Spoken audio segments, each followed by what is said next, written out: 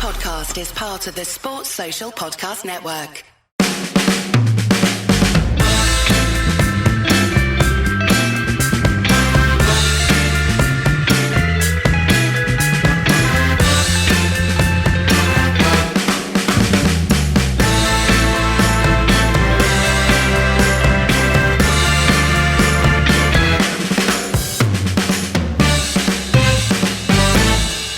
So, at the end of last week's show, I went to predict who wins, and then suddenly realised I had absolutely no confidence that United would win 2 games in a row.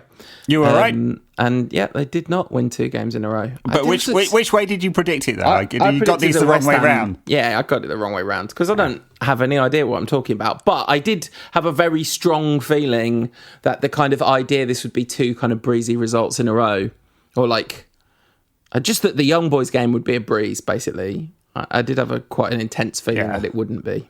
I mean, I guess we should talk about the Young Boys game, even though it's a few days ago, and we've just come off the back of a victory over West Ham. But you know, I was confident about the Young Boys, having never seen them play before, simply because of the quality of the Swiss league, and where Swiss teams like tend to finish in European competition, and honestly, I think Young Boys will lose the next 5 games in this group. I think they're a very deeply average side that were helped massively by United's both defensive errors, the red card, which was definitely a red card, but almost more than any of that, United's approach to this, which just went ultra defensive as soon as Wan-Bissaka got the red card.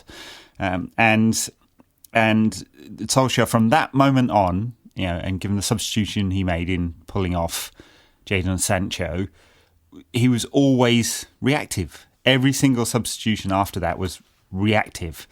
And I thought a lot of it was on him as a result, which is not an original thought, because that's what the internet said afterwards.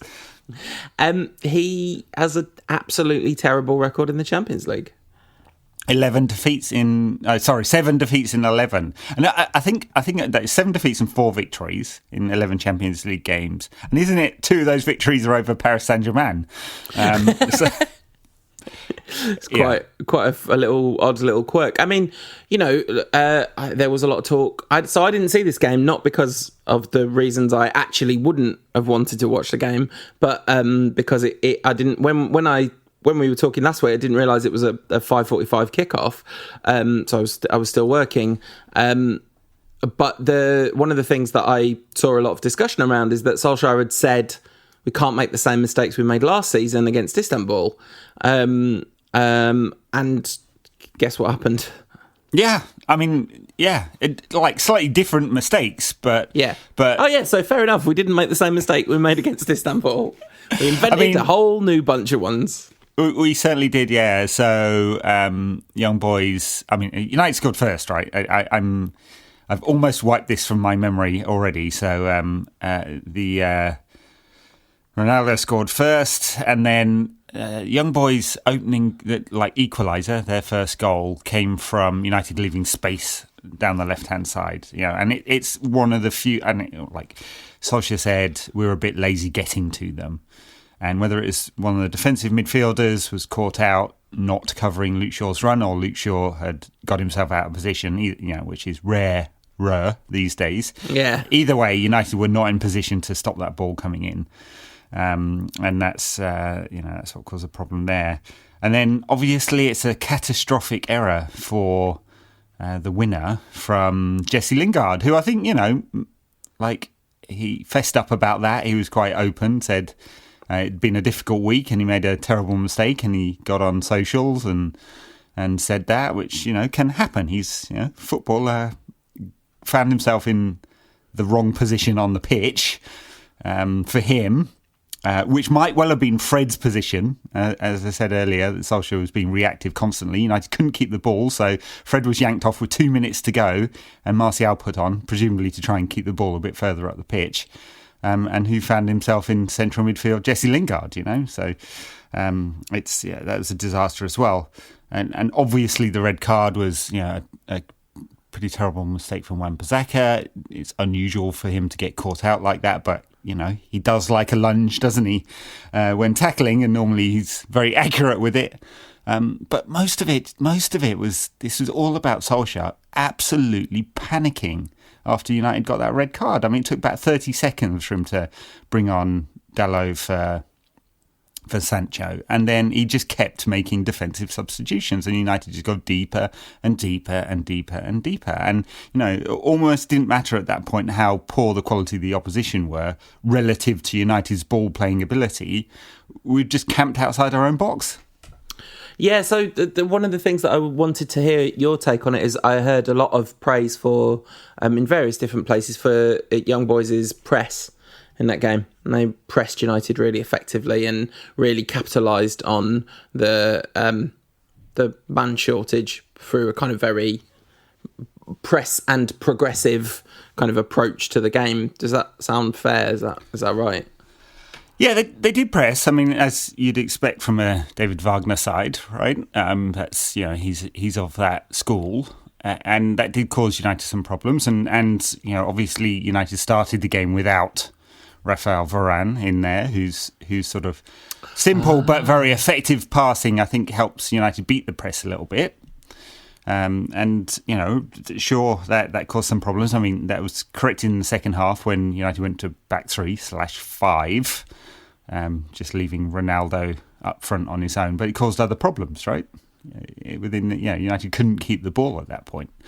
Young Boys press, but that's it's kind of what you'd expect of a limited quality side. How do you try and even things up against a side with better quality on the ball? You press hard, you work hard. It's the right philosophy, I think, and they got it right. David Wagner got it right, and I'm gonna give Ole some more praise in United's victory over West Ham. But I thought so much of this was on him and the message he sent, both his substitutions, and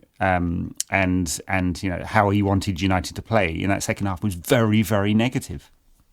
There's a small subplot which is developing, and I think is going to be quite significant, which is his handling of Sancho in general. Because if Mourinho was handling Sancho like Ole is, we'd be raising some eyebrows, I think. And Sancho's looking ropey, like he's looking really short of confidence.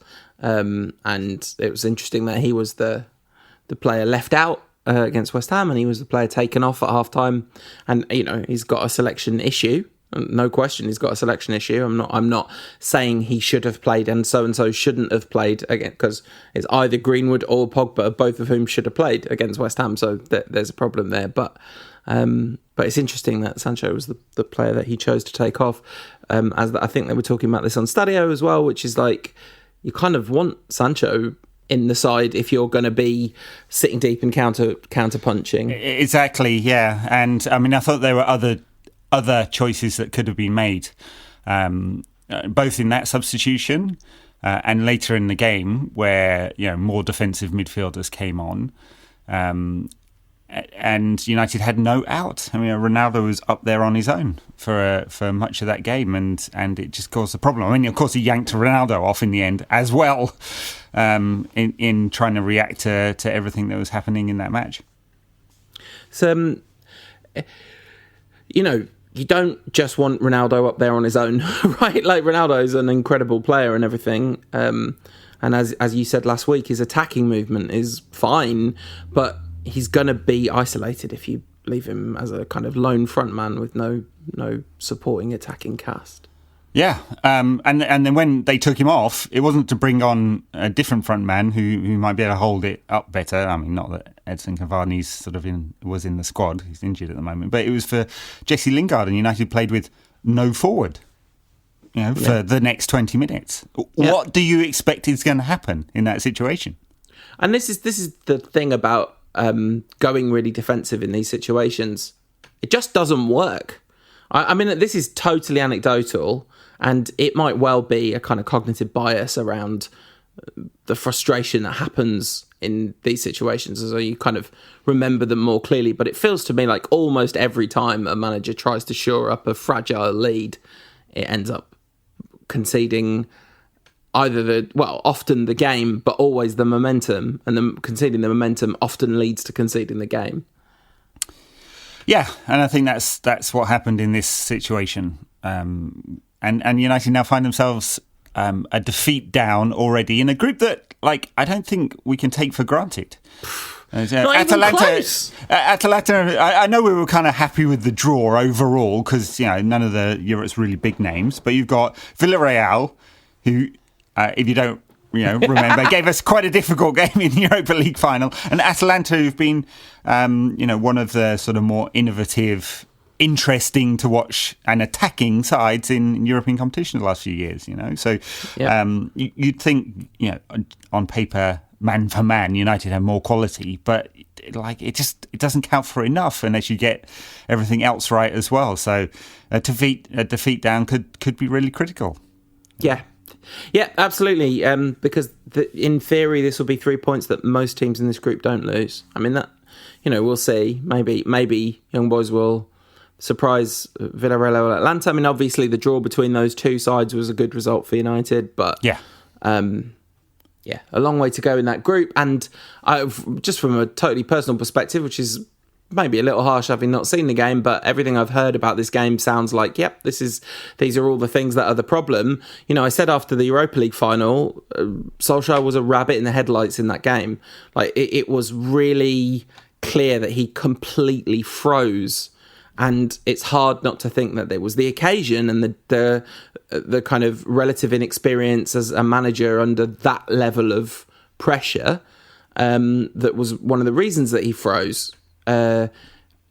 Especially given he does have a kind of tendency towards being not proactive enough off the bench. So this feels a little bit like what I was saying at the time was I really hope he learns from that. I really hope he's kind of humble enough to see it as a kind of growth area for him.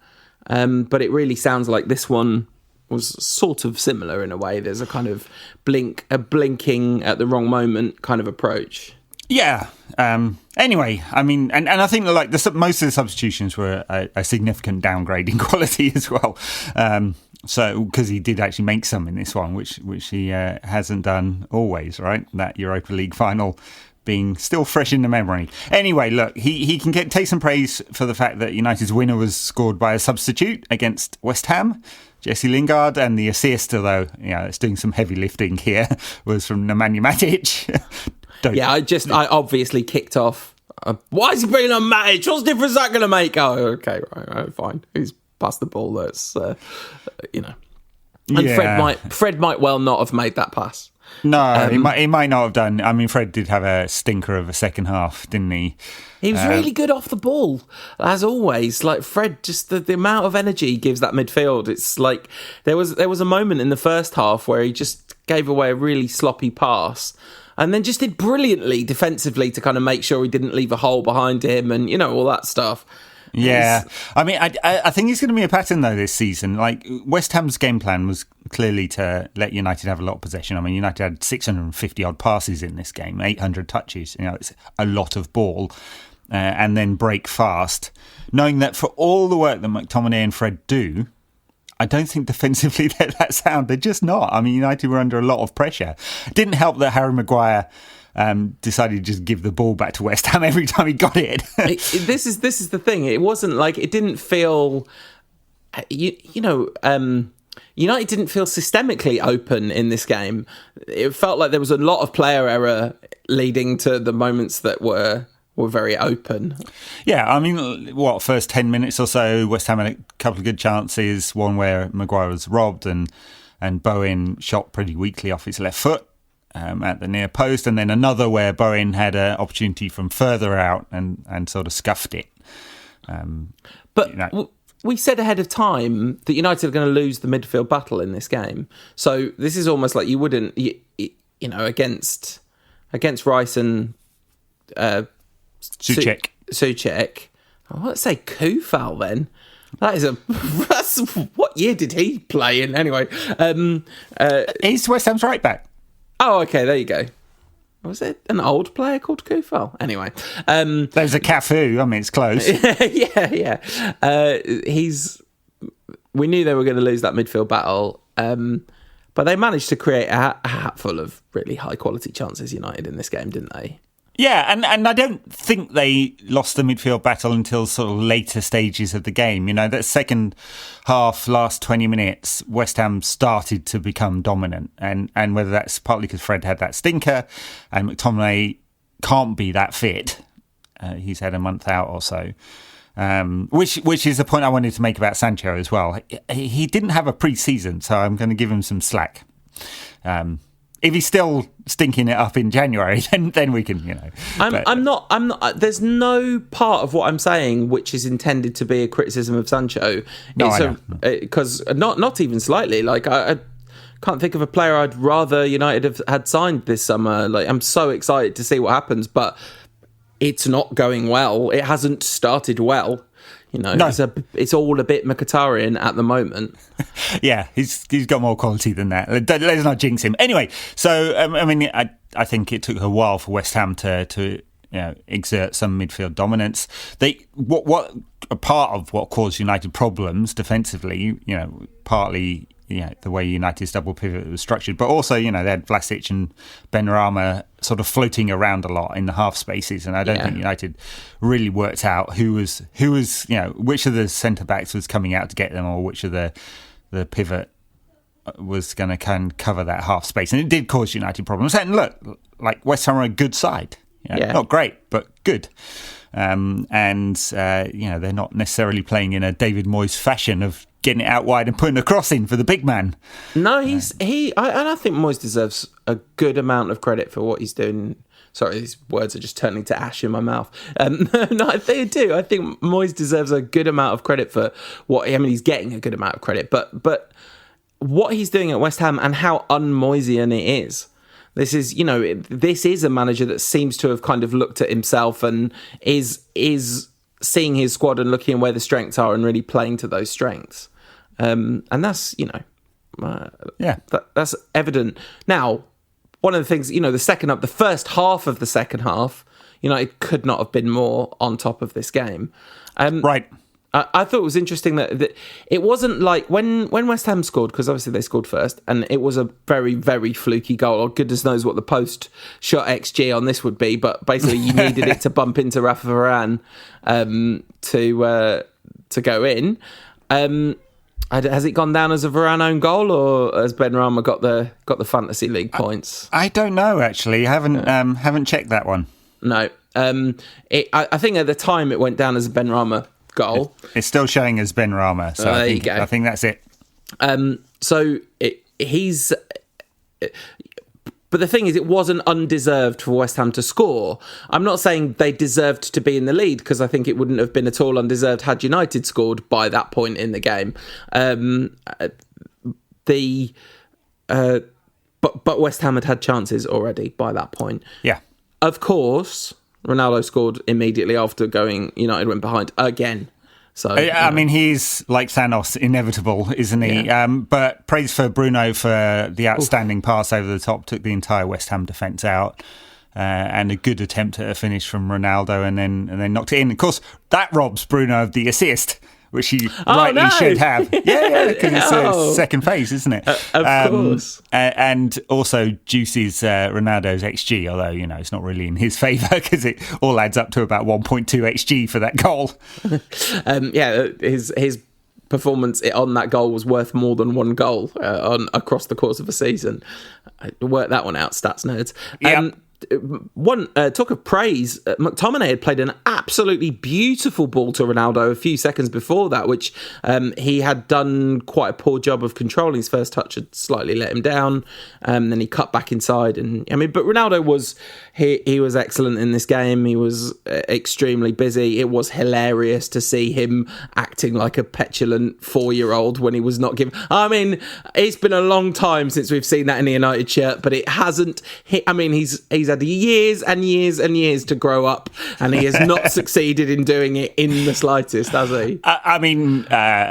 Look, we've had plenty of opportunities to view him at Real Madrid and Juve over the years as well, and he's never lost any of the sulking flappiness. So it is an essential essential part of Ronaldo. His game has changed over the years. He's now very much a fox in the box, but he likes flapping. Yeah, look, he had a good game. The movement's important. He's not a number 9 in that he's not going to play with his back to goal and hold it up. He's not going to play with his back to goal and hold it up, right? And he is doesn't that what do a number 9 is? Okay. He's old-fashioned, that kind of. He's not that. He needs players around him to be effective. For sure, he's not Romelu Lukaku. It plays a different role for United. If United are not busy around him and not moving the ball quickly, it looks a bit static. And there were times during this game, then, especially the first half, it looked a bit static. I thought after West Ham scored, United were much more movement, more intensity, moving the ball a bit quicker, because there's plenty of players in this United side who can do that. And then, as the game sort of changed in the second half, Ole made a couple of substitutions, pulled. I thought we battered them for the beginning of the second half, by the way. I thought it looked absolutely inevitable that we'd score. I think it was in the first half that Bruno hit the post, wasn't it? But there was just wave after wave of United attacks and very high quality attacking players. You thought it looked like we were going to win at that point, but yes, the pattern definitely changed. Though I totally agree. From the point of the West Ham goal onwards, United were very good and moving it quicker and doing the things that United should do to win these kind of games. Then Ole, it's a kind of interesting double substitution, really. Jesse and Sancho on for Greenwood and Pogba. Yeah. It's as we said earlier, the substitutions have worked in Ole's favour today. Yeah. Don't always. But it's Jesse who scores the winner late in the game. Well, I can't remember what minute now. It's but pretty deep really into the late, game. Yeah. From Matic's pass, another substitute. And I thought Sancho did all right for his 20 minutes. He's looking to get on the ball and run. It's not. We haven't seen much from him yet. I don't think he's got an assist or a goal, has he? Yeah, or definitely not the goal. But it's coming. It's coming from him. The goal, the Lingard goal. That is an absolute blinder. It's a stunning goal. To create the space to start with and be that direct and confident. Yeah. Which we wouldn't have seen from Lingard a year ago. Nope. For sure. And then thanks, West Ham. Yeah. Sorry. He stuck it right in the top bins. It's a wonder strike. Yeah. He was serenaded by the West Ham fans when he came out, because of course they wouldn't have, maybe they had one game at the end of the season with fans, but he would have just played in empty stadiums pretty much the whole time, so it's their first chance to show their appreciation of it and him. And I thought it was quite nice that they did it to such an extent. I thought it was funny when they sang Jesse Lingard is one of our own. I thought that was quite a nice little jokey chant, and he tried not to celebrate, but Scott McTominay was absolutely refusing to let him not celebrate. I'm with Scott on this one, because he's been at United since he was 7. Right, he had 6 months trying to recover as a player at West Ham. There's no need for respect. No, but I think that he should have gone full Paul Ince and gone mental. That's what he should have done. The thing is, he was literally cheered by their supporters while he was warming up. He's not how horrible would it be of him? I know it was a short period of time, but it was, it clearly meant something to the supporters, and it clearly meant something to him as well. That'd be really high levels of cynicism, Scott McTominay levels of cynicism to celebrate wildly. For any of us who had to suffer through. I know what this is going to be. You know where this is going. You had to suffer through West Ham robbing us of the title in the mid-90s, early 90s. Yeah, it's going there, and as it should do. I forgot. I'm sorry. I forgot it was West Ham. Honestly, there's a reason to hate almost every single one of the teams in the Premier League, and I'm going to find those reasons. Yeah, but it feels to me like West Ham are 4th on your list right now. they'd be fourth in your. I don't know about that. But no? Anyway. Liverpool, City, Leeds. Gotta hate all of those. Yeah. Who else is above West Ham for you in teams? 15 years ago, I might have said Arsenal. But now, of course, yeah. Now, forgot about them. Whatever. I mean, there's a lot of reasons to hate Chelsea. Plastic supporters, sure, right? Plastic flags, and their one song, and their plastic owner. So, excellent. It's very grown-up football, isn't it? It's very, it's entirely sensible and emotionally rational thing to do with your time and energy. So the after that, we're thinking jobs are good and well done, Man United. You're going to win this game. It's deserved on balance. There was one penalty shout earlier, which was just clearly nowhere near a penalty, and then there was. Which ones are you talking about here? Let's have a discussion about these rather than just gloss over them. The one where Ronaldo deliberately runs into and jumps over the West Ham defender, that one. You see, I mean, that's obviously the ref didn't give it, and VAR's not going to overturn unless it's a very, very high bar. That's basically, I call it the Bruno rule, because this rule was brought in specifically because Klopp and Lampard and a few others complained about how many penalties United were getting with players who run at defenders and get penalties. So now those aren't going to be given as penalties anymore because Klopp complained. Because this one wasn't a penalty even slightly. This one, well, look, every single season before this season, that would have been given. And we can roll it all the way back to, I don't know, let's just an example, the 1990 quarterfinal of the World Cup, where Gary Lineker got 2 of those in the same game. The legs hanging out there and there is contact. I'm just just contrast this to the penalty that's given against Luke Shaw, because in the WhatsApp group you're like 100% that's a pen. Yeah, right. Luke Shaw's hand is just by the rules. Yeah. No. Luke Shaw's hand is just kind of hanging out there. The defender, I think it's Kufal's leg, is just hanging out there. What's the difference, honestly? Just with one, rules. There's leeway. But the Premier League and Premier League match officials, whatever, I always forget what the acronym is, have just arbitrarily changed Law 12, right, to interpret a foul completely differently when it's in the penalty area for the purposes of VAR. If that's outside the penalty area, that's going to be given every single time. Yeah, so, and then the bar is very, very high that basically VAR is not going to overturn anything, I think. And short of someone pulling a gun out and shooting the attacker, and honestly, if it's Ronaldo, he's going to be, on reputation, he's not going to get that.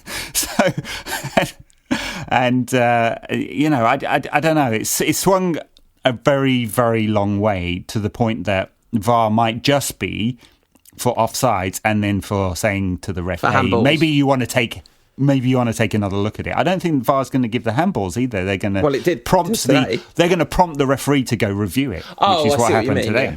Yeah. But that is effectively them giving it, because so the reason that I said it's 100% a pen is not like, oh yes, great, it's 100% a pen, this is what I think football should be. It was like, there's no chance whatsoever that once this goes to VAR, it's not going to be, the decision isn't going to end up being penalty, because we had this discussion against Leeds. I was talking about how stupid the rule is, and this is a classic, absolutely stupid penalty. That's where his arm is meant to be. Like he actually tried to move his arm slightly away from the ball. It was a penalty. I'm not saying it shouldn't. Under every law that exists in all the interpretation, that's definitely a penalty. The first Ronaldo, I thought the Zuma one on Ronaldo, where he got clattered, and I guess you could say he wasn't fully in control of the ball. Like, the ball was beyond him at that point. But to me, that was, I don't really understand why that wasn't overturned and given as a penalty, or at least get the ref to go and have a look at it. Well, I mean, look, for sure. I mean, he's anticipating a foul, but he's absolutely smashed by Zuma. But contrast it to Kyle Walker, where it went to VAR. VAR looked at it. City versus Southampton, he's absolutely taken out the Southampton attacker. Nowhere near the ball. He's the last man, and VAR looks at it and goes, no, that's all right. I mean, I have to say, I'm extremely uncomfortable in general with the kind of Brexit era. Oh, come on, let's let them kick each other a bit again because now we're going to bring back pounds and ounces or whatever. It does feel a bit, it all feels a bit like sociological. Do you know what I mean? Like, this is what Britain is. They're trying to sing songs at schools about how great Britain is and not teach about the excesses of the violent and dangerous British Empire, the oppressive and disgrace. Anyway, this country has I'm wondering where this rant is going. Well, basically what I'm saying is Brexit is the reason, not the existence of Brexit is not the reason, but the cultural mores around Brexit are playing directly into them going, just get up, it doesn't hurt that much. Maybe. I just don't think they like United getting penalties. So this is, each year, Premier League match officials goes to all the managers and the captains and has a conversation. They ask what they'd like to see out of, the style of refereeing. And this year they said, they've gone, right, lads, leave means leave. Yeah, that's it. We're not going to make any decisions. Anyway, my complaint there is not really, look, they're in favour of City and they're against United. It's just like that's desperately inconsistent. Desperately. And VAR is supposed to even all of that out. And there's two examples there where it just doesn't make any sense. And then, West Ham got a penalty. It in very heavy inverted commas, it absolutely was a penalty based on the way that football is now, which is bad. I think it was the Chelsea one. It was the Reece James one. We talked about it for ages on the Backers content. So if people don't know why I'm referring to it as if we've talked about this before, that was the one I was talking about. Right. Because you were like, this is just a penalty. And I was like, how is it a penalty? It doesn't look like a penalty. It's not a penalty. And it was a penalty. And this one, so having learnt the law from you, I was like, okay, well, the referee just has to look at a still of this. It's hit Luke Shaw's hand basically as outstretched as it can be. That's going to be a penalty. And then Moisey brought Mark Noble on, and David De Gea saved his first penalty in 40 attempts. Well done, Dave. Yeah. If you get the chance, go look on the internet. It was going around. United's team sheet for the last time Dave saved a penalty is very interesting. Really? What was it, roughly? Oh, God, I can't remember now. Yeah, I knew you were going to ask me that. But, sorry. Anyway, it's a long time ago. Right. 40 matches ago. And, interesting, Moisey bringing special teams on. I mean, of course, the punditerati were straight on saying you can never do that. I mean, there's plenty of sports where you come in cold and you have to perform. I mean, not least, this is not an original thought either, NFL special teams when you come on to kick the extra point. It's, or I don't know, in T20 cricket, you don't really get too many balls to be hanging around before you're expected to hit it into the stand. So it's perfectly possible for an elite sports person with a very good penalty record, as Mark Noble has, to put a penalty away. He put it in a nice area for Dave, let's say. I think that's like a 60% penalty, isn't it? In that sort of area on stats, rather than a 90-odd. You stick it in the top bins, and Dave actually managed to leap like a salmon and push it away. And he was very happy about it as well, wasn't he? Yeah, I mean, it's huge, right? That's a really big... it's a really big moment, potentially in the season. Yeah, and for his confidence, he managed to dive the wrong way for 11 penalties in the Europa League final. I'm exaggerating, but I might not be. And people are obviously talking about it, and good for him. And look, he's from his elite levels, he's obviously declined to the point where he lost his position last season, and he's won it back because Dean Henderson had first a hip injury and then got COVID and has got long COVID, and it's taking him a very long time to recover. Right now you'd say that there's it's his, and Henderson's going to have to do an awful lot to take it off him, or Dave's going to have to start throwing them in his own net again. Which he might still do, but this will be good for him. Yeah, I mean, he might do, but the other possibility is that he's recovered from the yips, which is, that's absolutely possible. And that would be, I mean, you're talking about, I mean, presumably he's quite happy to be playing behind Maguire and Varane. That's the best central defensive partnership he's ever played behind at United, and maybe had absolute dying era Vidic and Ferdinand. Oh no, he had a couple of years of Vidic and Ferdinand, so but yeah, they were, to be fair, hobbling through injuries at that point. Yeah, and I would love to know how many times he played behind both of them. I bet it's not that much. Probably not. But this is a massive upgrade on everything he's had in front of him for quite some time, and so he's been in really good form this season. He's been in really good form this season, and so that's great that he saved it.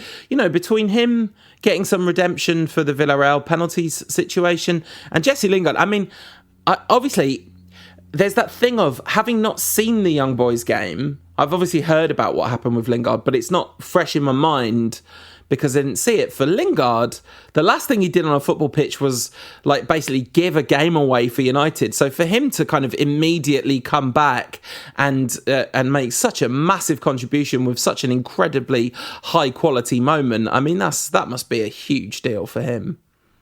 I'm sure. I don't know how much of a role he's going to play for United this season. He's obviously higher in the pecking order than Donny. Now. He played, right? He started against Young Boys. He did, and then was pulled off by Solskjaer. So, there's nothing the guy can do right. Anyway. So it's a great story for Lingard. We know he can do that. I think his quality on the ball is kind of limited, but making those third man runs, the quality of his finishing, it's all very good.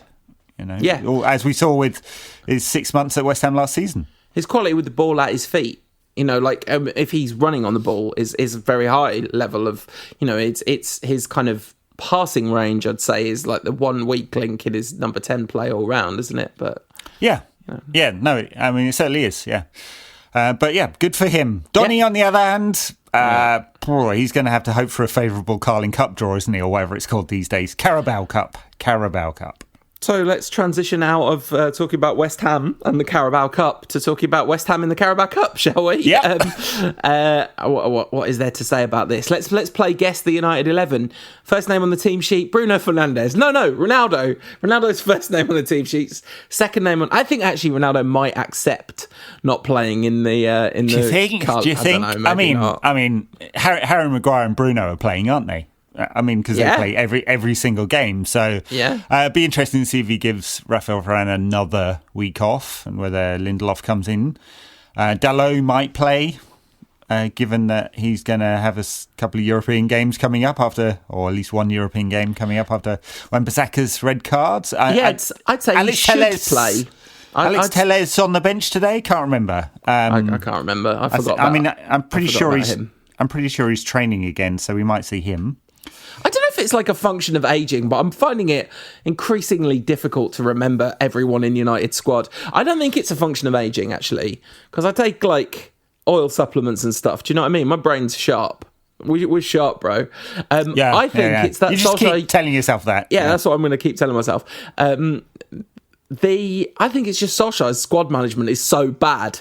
It's really easy to forget everyone except the first 11 because no one ever plays. So, who else? I mean, if Telles is fit, I think he's probably going to get a game. We might see McTominay again, depending on reaction from this game, because he needs minutes. Maybe not. And presumably Van der Beek may get a game. Juan Mata was on the bench today. Oh, yeah. Forget he exists, so he might play. I don't know how close Edison Cavani is. He's been training, so he presumably could come into contention, and so could Jadon Sancho, who's not started or got 50 minutes over the last two games. So Rashford's been lots of pictures of Rashford in training. Yeah, well. I'm sure he's not ready. I don't think he's ready. They said October. Yeah, and Eric Bailly was on the bench today, so maybe he comes in. Maybe both. I don't know. Maguire plays every game, so it could be one of Lindelof or Bailly. Both. Let's go full chaos. Just get Eric Bailly on that pitch, whatever you have to do to get Eric Bailly into that team. Do it. And in goal, be interesting because Solskjaer said Henderson's going to play some under-23s football before he's ready. Tom Heaton has been first choice reserve to date, so he probably will play, won't he? Yeah. I mean, you might as why not? And like on the bench for the keeper, I don't know whether it'd be De Gea or Lee Kovar. Lee Grant's basically just coaching these days. I don't know whether he's even playing. So, right. So it could be Kovar, but yeah, who knows? The one of the interesting things is what West Ham are going to do.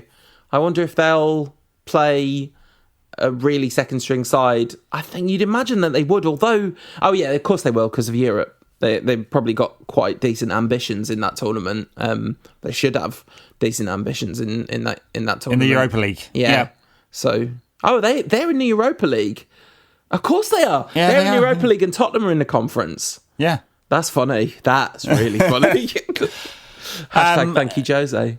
That's right. Well, they won, didn't they, West Ham on Thursday? Yeah, they did. So, yeah. So I'm sure it will be a real second string West Ham side. It's going to be a tough watch.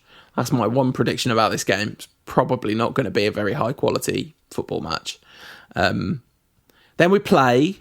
So that's enough about the Carabao Cup because honestly, I know Solskjaer needs silverware or whatever, but it's not like the Carabao Cup saving his job. Does it rank ahead of the Conference League in terms of like quality of competition, or we care about it?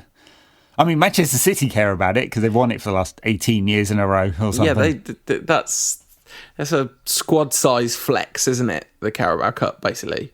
I'm a bit disappointed with myself that I just think of it as the Carabao Cup now.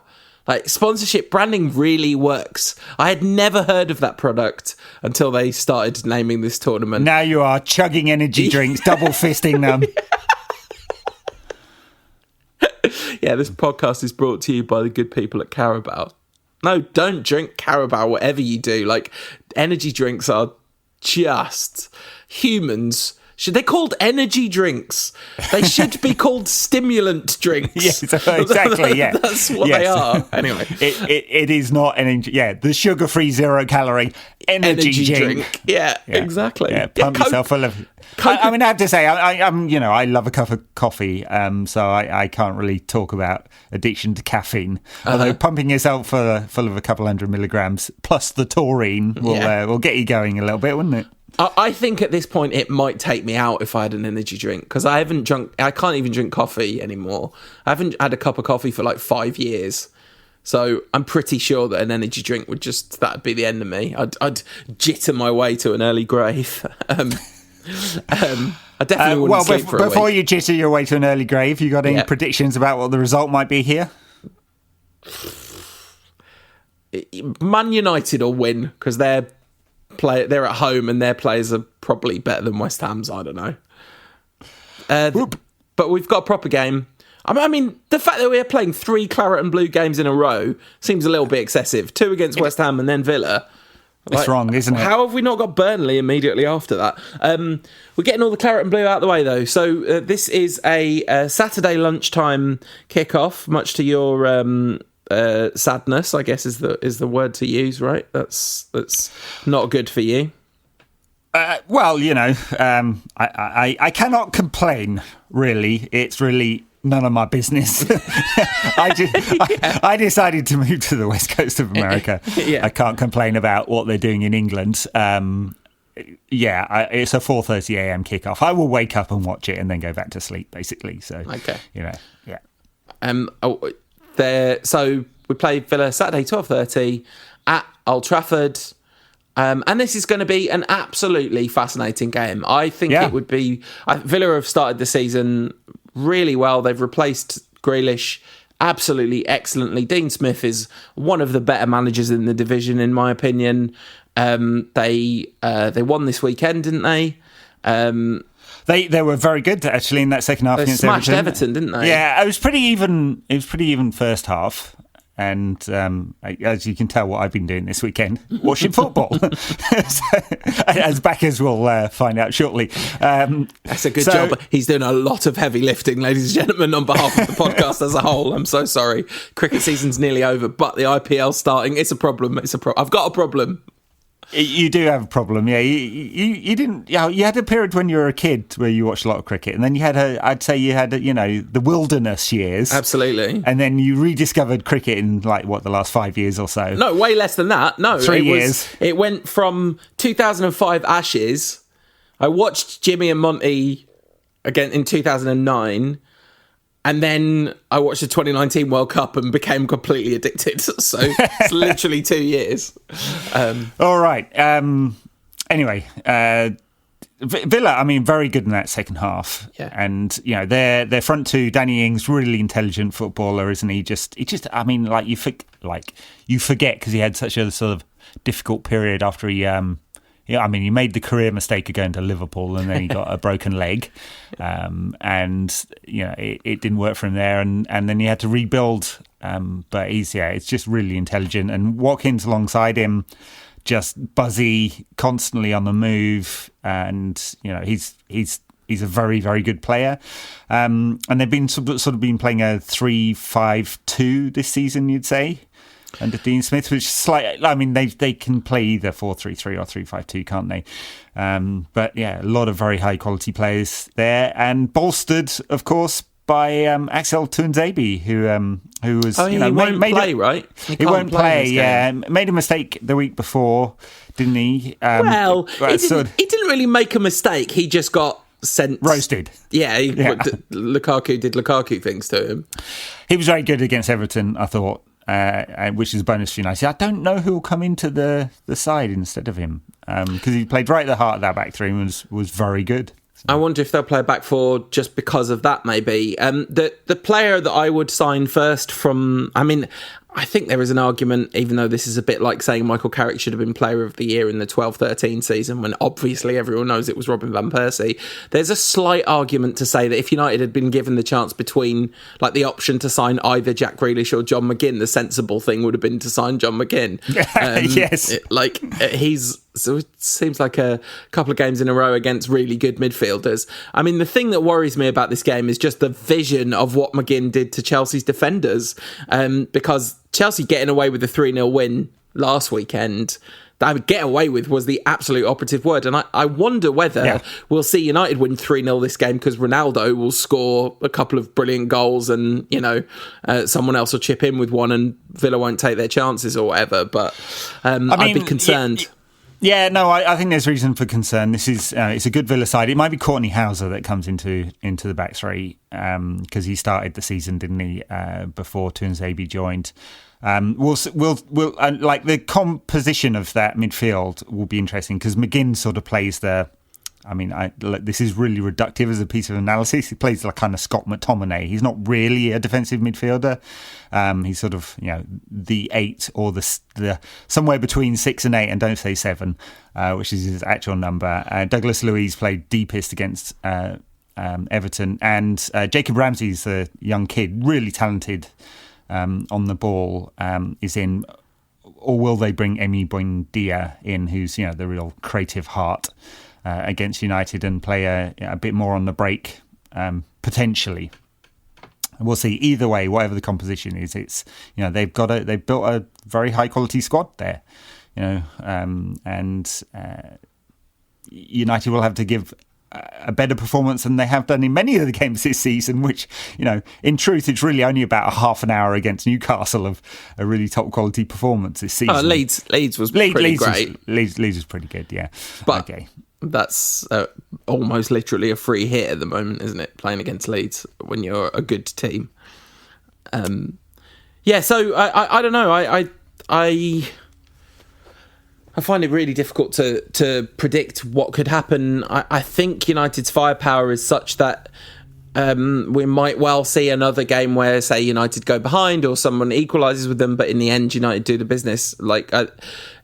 Obviously, all possibilities are possible. United could concede early and capitulate. That's possible too, although I'd say the least likely scenario given the kind of collective They don't seem to be capitulate-y.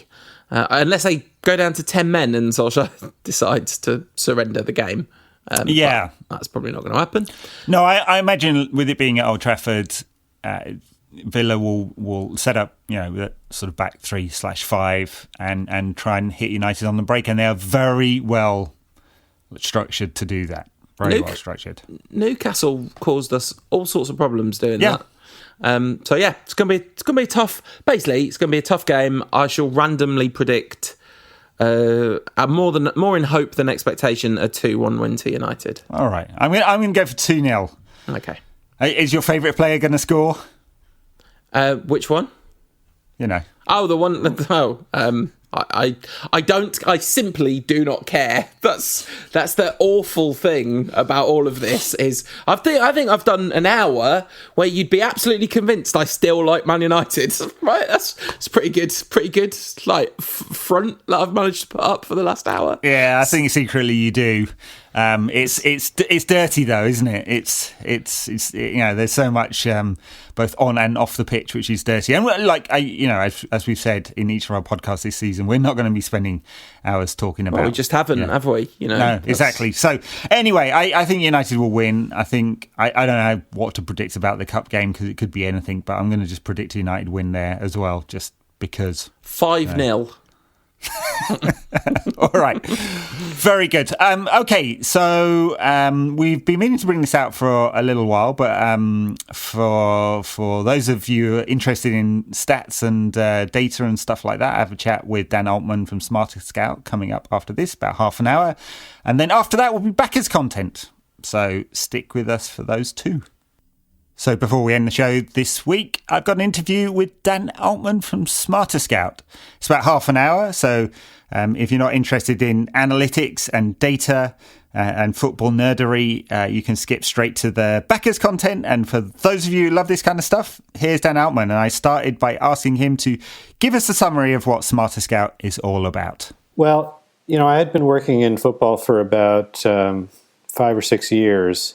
And I had recently finished about 2 years working as the head of strategy for the ownership group that owns Swansea City and DC United and Loudoun United. And, that time was a very interesting time for me. It was very educational in terms of being able to work on the inside after having worked as a consultant for several years for different clubs around the world. And I got to learn a lot more about the business.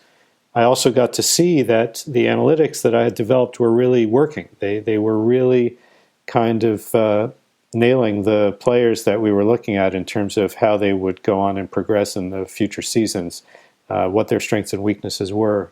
The thing was that, my bosses, I felt, didn't always take those things into account, and so it was a little frustrating from that point of view. But I had sufficient faith in the numbers as a result of that time that I felt like it could be launched as a product to the broader public.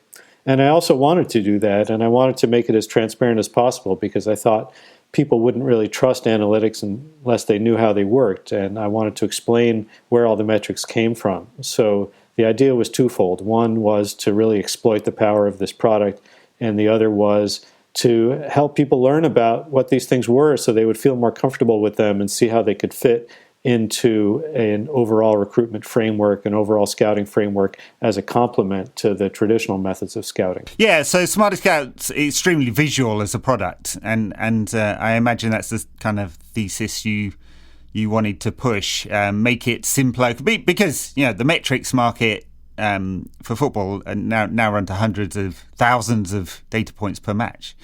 And that didn't used to be the case. But the way of extracting that and visualizing it seems to, and reduce the complexity seems to be what you're going for. Well, yeah, the thing is, we're really looking for meaning. There are even very simple statistics like tackles per game or something like that, or shots per game, progressive passes per game, which are popular, but by themselves, to me at least, don't really mean that much. You can talk about passes per game or tackles per game, But what does that mean if you don't know how much possession the player has had? What does that number mean in isolation if you can't compare it to the standard for that league or for another league if a player is going to transfer? And most importantly, what does that mean if it's not part of an overall model of the game where every action has a value in terms of an objective function? And so that's what almost all of our performance metrics are based on. We have overall mathematical models of the game, and we assign a value to actions based on those models. If you don't do that, you can get an idea of a player's tendencies or a player's style, and we have other metrics that do that as well. But how are you going to figure out how important those things really are? You're operating in a situation of total naivete unless you have an overall model like that. You're just based on what your feeling is about numbers rather than some objective view of what they really mean. Yeah. So, I mean, in that sense, you're following much of the data ops market, which thinks about the data pipeline and then tries to contextualize that data for all sorts of industries. Now, I work in tech. Listeners know that, and that's sort of very familiar. But that hasn't been familiar for football as a market for many years. Do you think this approach, or to put the question another way, I mean, is it resonating with the football clubs overall now? I mean, we see some clubs, say Manchester City, who have been very open with their sort of data approach. Are you finding a maturity in the conversations that you're having with clubs or scouts or people in the market that's changed over the years? Well, there's a lot of heterogeneity in the market right now, a lot of differences. And you have some clubs at the very top, like Manchester City and Liverpool, who put a lot of money into analytics, and they're really interested in these models. And then you have clubs in the lower reaches who also want to dip their toe into this field, but they don't have the money to spend on it. We're trying to serve both ends of the market. We're trying to give an easy, low-priced option for some of those smaller clubs to come in so they don't have to buy their own data, they don't have to hire their own analysts, or at least not a whole team of analysts, and they can get their feet wet that way. But, all the same, whether we're helping these smaller clubs to try something out or we're adding a sort of second opinion for the larger clubs, what we're doing is a little bit different, because we have these structural models of the game. There's a huge emphasis in data science right now in terms of visualization and large data sets, machine learning, etc. All of these things which are supposed to tease out little relationships in the data, but not necessarily with an overall structural model that's based on the dynamics of the system and is robust from year to year, or in this case, season to season. And I just don't think that you're going to have a tool that's that useful unless you can fit it into that structural model. So we are kind of swimming against the stream a little bit in terms of where the data science field has been going. But the more I speak to people in the field, the more they are also getting a sense that, well, we can't just do a lot of data mining and machine learning without having some model underpinning what we're trying to interpret. And so how did you do that piece then, the model? What assumptions, I mean, without giving away all your secret sauce here, what assumptions are you making, and how is the model built, and what's that based on? Well, we have two main models of the game, and they're both essentially models of scoring goals, because if you are familiar with functional relationships, it's very easy to create a function of results, results which are a function of goals, right? If one team has more goals than the other, they win. Right. If there's the same number of goals, then it's a draw, right? So it's very easy to make results as a function of goals. And then what we want to do is make goals as a function of something else. So there's another function that sits inside that big function. And that's what we do. We look at all of the actions that we can measure during the game, at least with the kind of data that we have, and we try to make those part of a function of goals. Now, there are kind of two parts to that, right? Because we have expected goals, which are our estimates of the chance of scoring based on different situations, whether it's shots or something else. And then we have the things that can make us depart from those expectations, like finishing skill or shot-stopping skill. So we try to account for both of those things in different ways. Yeah, and you're not collecting the raw data yourself, I assume, and because you're covering 55 markets or so. But what you're adding on top of that raw data, which are thousands of data points per game, thousands of games and clubs, presumably, is the thing that you're really looking at differentiating. Yeah, exactly. I think that the raw data have become pretty commoditized overall. There are a lot of companies that offer you raw data, even with the sort of coverage that we're able to get. And we are exactly doing what you said. We are trying to add value by making that data an input into an overall model of the game. Right. And how do you think it's changing the game? I remember one of the reasons I think about this is Thomas Tuchel, after the Champions League win, said, yes, we talk about XG a lot.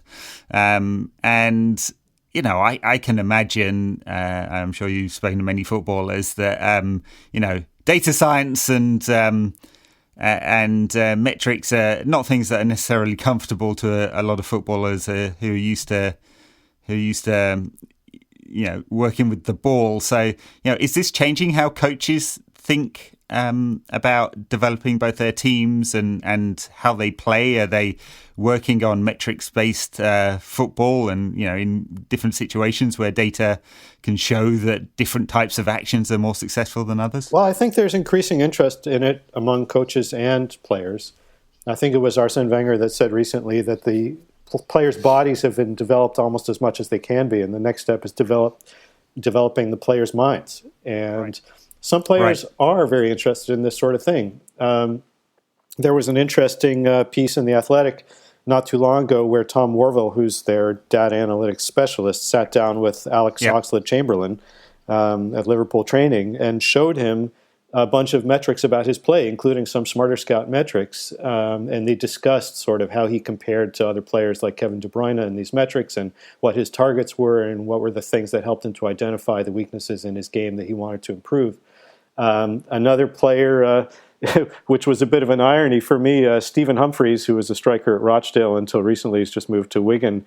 I used to own a piece of Rochdale, and we used our analytics to help in the recruiting process, and Humphreys was one of the players we identified as having a bright future.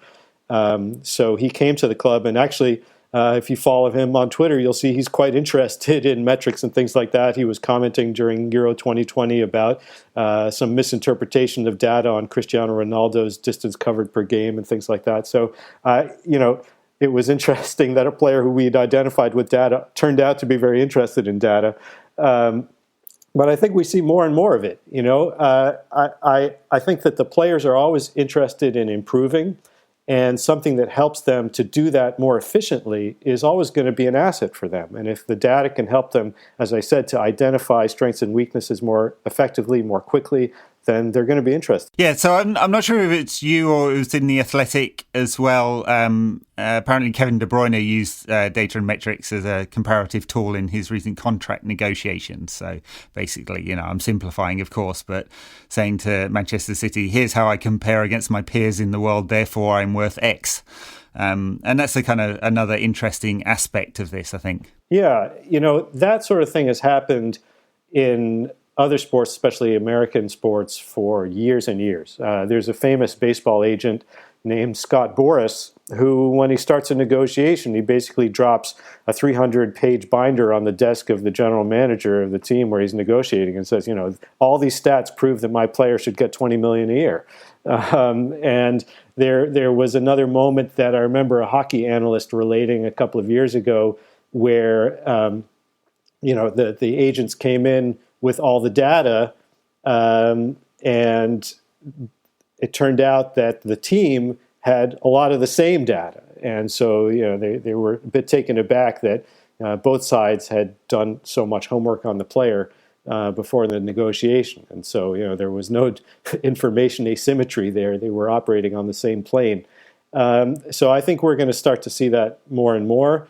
There are some clubs that are clearly using data to recruit to a profile. Liverpool is one. The Red Bull Group is another one, because when we profile their players, they might sell a center back and then buy a new one, and we see that the profile is almost identical in our data. So we can fairly assume that they're using somewhat similar tools, and finding it is the way to keep to their football philosophy. They're sort of holding to a very old idea using very new tools. Right, yes, and that kind of reminds me of some of the private equity groups that are in the game now or coming into the game and doing a similar thing. Perhaps they taking over a mid-sized club in France or whatever and realise they have to recruit a certain type of player that can fuel their business model, maybe not at the top of the market, but being smarter with it. Which kind of gets me to another question I want to ask, really, who your market is for something like this. I mean, is it clubs? Is it private equity groups? Both of that. You have a very low priced option for the general market as well. Is this how you see your company developing? Well, we initially started out with the idea that we would serve the average fan and supporter because we wanted to make these tools accessible to as many people as possible. So that would be on one side of the scale. And then we would have a premium service for professional clients at the other side of the scale. And we have one little option in between. And that's more or less the way it has worked out. We get large shares of revenue from both sides. We have a large number of people who take our sort of cheaper paid option, and we have a huge number of people who use a free option. And then we have a smaller number that use the professional option. And that includes a lot of clubs, it includes a lot of agencies, it includes a lot of media. Most visibly we're with The Athletic, but you'll see if you search on Google, we appear in other media as well. Clubs, we keep their membership confidential, but we've been involved in dozens of leagues. We were represented in four out of Europe's top 5 leagues last season, and we hope to be all 5 this season. Yeah, I can imagine the confidentiality piece with clubs is high. Do you get a sense of clubs that are doing this well, and I don't expect you to start naming them, and clubs that are doing this poorly? From a Manchester United perspective, we're a United podcast. There'd been a lot of public-facing bragging, I'd say, about the development, the analytics department there at United, and just how many people they'd employed to go do it. And then the club turned around and recruited the best centre-back they could see in the market and the best right-back they could see in the market. And it didn't seem particularly innovative, although it's been moderately successful, I guess, to date. But to my original point, are there clearly clubs doing this well and clearly clubs doing this badly in the market? Well, I think it's difficult for clubs at the level of Manchester United because realistically, in the whole world, if they're looking for a right center back, there are probably only about 20 or 30 players that they would look at. And most of us who are involved in football could name 15 to 20 of those. And so, yes, there might be a few hidden gems, and it's important for them to try and find those players, especially when they're very young, and this can be a very important thing for them to do. But, their usage of tools like Smarterscout might come more in terms of looking for a loan club for a player who's not quite at the level to play for Manchester United's first team yet. What's a club in Europe or in the Championship that has a similar style where they have a gap in the squad that could be filled by this player to ensure that he got regular minutes? That's something that we can definitely help them with, even if we're not necessarily going to bring them a player out of nowhere who should go right into the first team. That would be very unusual if, with their enormous scouting department, they weren't aware of a player like that. But there are clubs that are smaller which are really succeeding with this stuff. One of our biggest clients just got promoted this season. They're a big client for us, but they're not a huge club.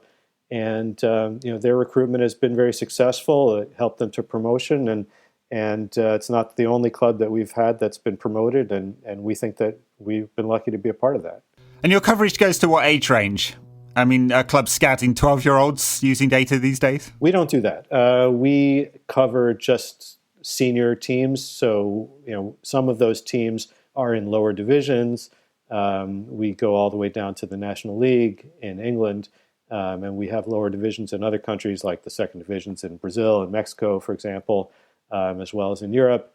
We go to some of the further flung first division teams as well, where teenagers can get some time.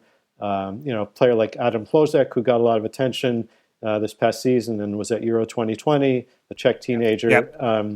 we had spotted him couple of years ago, obviously, when he was just starting to play first team, but he was still quite young. However, what we can say is that some of the tools that we developed for identifying young prospects using different profiles, those have been shown to be robust going back to age 16 or so, maybe even a bit younger. So there are some markers that we can look for, but the data that we use really only cover that first team action. You compare leagues and quality of leagues, and I had a similar conversation a year or so ago about this one. What's the methodology for comparing, say, the Brazilian second division with the Premier League, with the Austrian second division, with the K-League? And how robust has that proven to be? Well, the idea behind the way we do it is quite simple, but the execution is fairly complicated. The idea is the following. There are transfers between teams every year. Players move from team to team, league to league. And if you wanted to see what the differences were between League A and League B, you could look at players who moved from League A to League B and see how their performance levels changed in different metrics, right? That would be one way to do it. But that's not all the information you have. You also have players who move from League B to League A. And so it's the same change, just in reverse, just the negative. So that's good. You get a bit more data from that. But it's not just those data either. You have some players who move from League A to League C. And from League C, there are some players who move to League B. So they've made the same journey from League A to League B, but they've taken a step in between. And it doesn't have to be the same players, just groups of players who go A to C, C to B. Those two differences could be added together to give you the difference from A to B as well. Now that you've done that, you have an enormous number of data points. And you can see the transfer market as this enormous collection, an enormous network, so essentially with different nodes where you can measure these effects. And so that's what we're doing. It's almost like an exchange rate system. And all these markets are interconnected. Yeah, interesting. Yeah, I mean,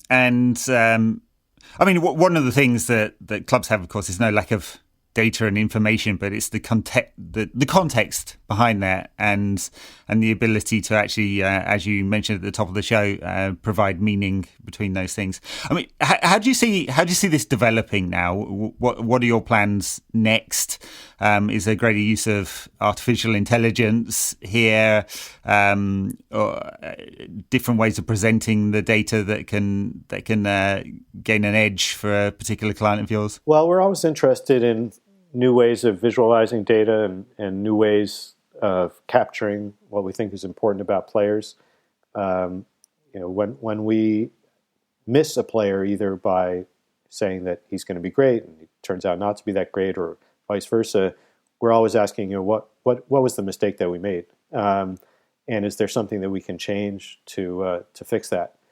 But I've been asking those questions for 7 or 8 years now, so I think I've fixed a lot of things. And so I think what we want to do now is probably stick with most of the metrics the way we have them, because our clients do care about comparability from season to season. They don't want us to change the whole system, and then it's very hard to compare a player from one season to the next. So we're probably going to stick with the metrics that we have, and it's going to be more a question of how do we make them as user-friendly as possible. In terms of the overall industry, I think there's a huge number of things going on, and I always make the same point, which is that the number of things we can do with data is growing much more quickly than the number of things we can implement within a football club. I don't think that we've done everything we can implementing sort of Smarterscout style metrics within clubs.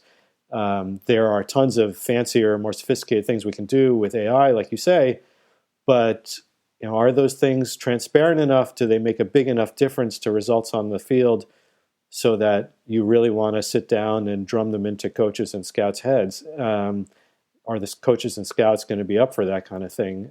It's really, to me, the most fundamental question. And so I'm trying to focus on the things we can implement in ways that are easy to explain. And anything that surprises you about players sometimes and their performance levels that you hadn't expected? I think just get as an example, Luke Shaw just had a fantastic Euro 2020 and a really good season with United last season, but that wasn't true for the previous 3 or 4 years. I'd say that surprised everybody. Do you find players' performance levels change and you track that and that surprises you? Well, sometimes it does. Luke Shaw is an interesting example because there were times when he had excellent seasons. If you look at him at left back in 2016-17, his numbers in our metrics are actually quite similar to what he did last season. Okay. And so, different coaches will treat players in different ways, give them different roles. But we knew Luke Shaw was capable of that because we'd seen it before. So it wasn't really a big surprise. But it was great to see him, performing at that level, which he did throughout last season. Now, occasionally something does happen. Emi Martinez, the Villa goalkeeper, we looked at him last summer and said, well, it doesn't look like he's going to be a world beater. His shot stopping looked fairly average. And that was true because to us, in our metrics, it had fallen to a relatively low level and had recovered somewhat, but not that much. But that recovery continued and then accelerated through the 2020-21 season. And it got to where he had an incredible shot-stopping rating in our model. Now, we looked at that and said, should we have seen that earlier? And if you just cut off the data at the end of last season, I think the answer is no. It was really, at that point, the recovery that he had started to make could have been noise at that point. It could have gone either way. It wasn't a clear trend, for us at least, at that point. But it did turn into a clear trend last season, and he just went from strength to strength to where we were tweeting about him saving an asteroid, So I think I think sometimes, it's like watching a share price in the stock market or something. It starts going up. Do you know if it's going to keep going up? Well, we don't know. Is it a random walk or is it the start of a trend? So sometimes we might get something wrong for that reason. But overall, when we look at longer periods, I think that's when our data are really robust. Are players' careers predictable then? Well, that's what we try and do. I mentioned earlier our algorithm for spotting young prospects. That's not based on expected goals. It's based on a model that we created by following two different cohorts of young players in their debuts in Europe's top 5 leagues. And we essentially designed rules to identify different profiles among young players. And we calibrated those rules to minimize the false positives and the false negatives. And we found that after we did that, it was quite robust. So in that sense, can we pick young players who will probably go on to succeed at a higher level? I think we can. It's not foolproof. We may still have 10% errors on either side, but I think that what we have certainly adds a layer of intelligence to what clubs are doing. All right. To wrap up the conversation, let's focus on United a little bit. I'm kind of interested in your thoughts on a couple of players that seem to be close. Well, one is done deal is Jadon Sancho, and I think you've tweeted a little bit about him. And then I was interested in reading your profile of Raphael Varane, who may or may not be coming to United. It may just be part of a contract negotiation. We're all a little bit cynical when it comes to transfers. Thoughts on those two and what they might bring to the current United? Well, Jadon Sancho, I think, fulfills an important need for the club. Last season we saw on the right side in attack, we saw Greenwood, who I think still is not quite at the level where he can contribute every game. Marcus Rashford sometimes on that side, but really he's much stronger on the left. Dan James, also much stronger on the left, playing inverted. There really wasn't a player who could supply a high level of attacking output on that right side. Jadon Sancho can do that. He can do it on either side, but particularly on the right side. He's also a player who can dribble or pass. He can be more of a creator. What he isn't necessarily is a player who is going to score a ton of goals. And so the question is then, well, what's the role with him alongside Bruno Fernandes? Bruno can be a creator or can score. And I think if Sancho is also working as a creator, it gives Bruno a little more license to get forward and try and score himself, which if you'd seen his earlier matches with Udinese or Sporting, it's something he likes to do as well. So so I think it gives a little flexibility and it fills that need on the right side. In terms of Varane, the right center-back position is one that we've highlighted for years now for Manchester United as a potential weakness. Lindelof, the quality of his defending improved a bit this past season, but the quantity still is a little bit slack in our numbers. And he just doesn't seem to have the same level of aggression that you might want to see at that position. A more aggressive player at that position might allow Maguire more license to get forward to, which he's quite good at doing from his position. So, I think there needs to be a bolder player there to act as that stopper. And as I said, something we've highlighted for a while, Eric Bailly, when he came back, he didn't really set the world alight either. Now, the thing with Varane is that while he is a high-quality defender in many respects, he is not necessarily much more aggressive. He's used to playing next to Sergio Ramos, who is a very aggressive defender, and he was able to take more of a back seat. If you compare him to a player like Jules Koundé at Sevilla, I think Koundé might be a better pick, not just because he's quite a bit younger and will develop into an even better player, but because he has a lot of the same qualities as Lindelof when he's on the ball, but when he's off the ball, he's a much more aggressive defender and a very high-quality defender as well. So, I think Varane might be a decent sort of temporary fix. He's already 28, I believe. He could give you good service for 3 or 4 years. But I think to really make a difference in this team, we'd want a more aggressive defender. And if you can get a young one who's going to keep improving, I think that's even better. Yes, Koundé's numbers, aerial numbers, are surprising given he's, I think, 5'10" or something like that.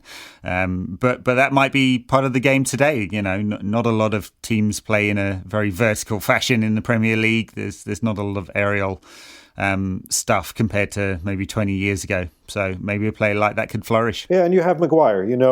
If you are defending and you're worried about the aerial game, Maguire can focus on that, and Koundé also has the mobility to do more around him. So, it's horses for courses, I guess. But I think that what the club really need is to find someone who can be a bit more dynamic in that role.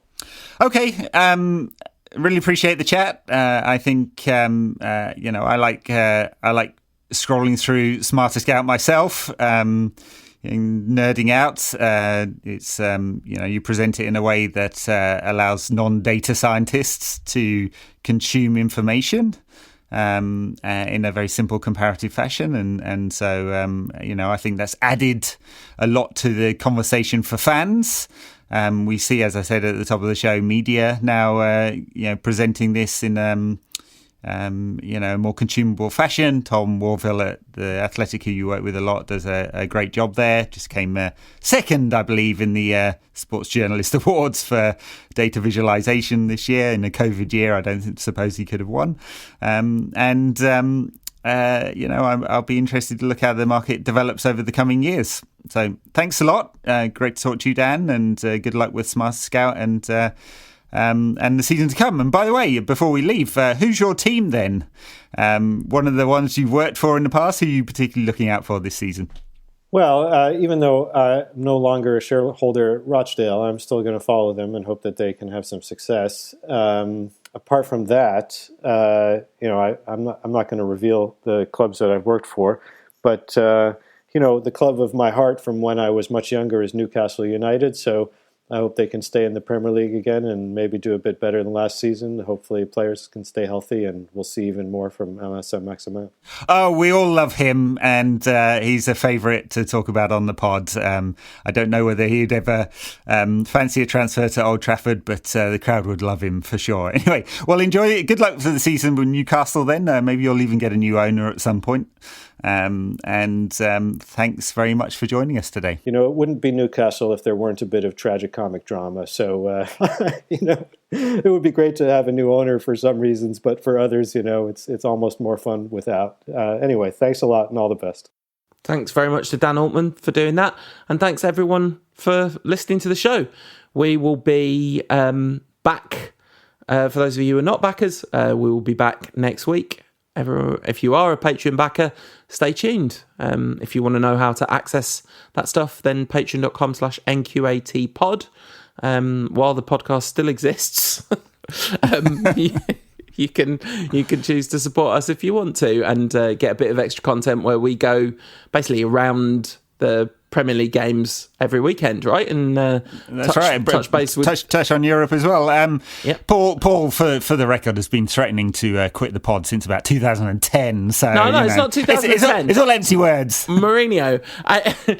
Honestly, this week I was quite close to sending you a message being like, how much do you actually still want to do this? Like, is there any way that that we could call it a day? But nope, you still want to do it. So don't make me replace you with Goldbridge, Paul. Come, please. Hey, if he's available, take it. The numbers, you want it. All right, thanks everyone. All right, bye now.